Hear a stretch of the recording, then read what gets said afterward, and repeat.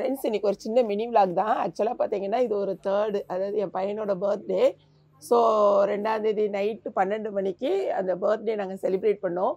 இது பார்த்தீங்கன்னா நாங்கள் வருஷம் வருஷம் கேக் கட் பண்ணோம். இந்த வருஷம் வந்து தம்பி மேரேஜ் ஆகி ஃபஸ்ட்டு ஒய்ஃபோட கொண்டாடுறதுனால இது ஃபுல்லாகவே என் மருமகா தான் இதை வந்து ஃபுல்லாக ரெடி பண்ணாங்க. சரி, அவளுடைய ஆசைக்கு அவளே வந்து எல்லாமே செஞ்சா. அவனுக்கே தெரியாது, இந்த மாதிரி பண்ணது எதுவுமே தெரியாது. கிட்டத்தட்ட ஒரு 10 மினிட்ஸ்லேயே இந்த மாதிரி எல்லாமே ப்ரிப்பேர் பண்ணி வச்சுட்டா.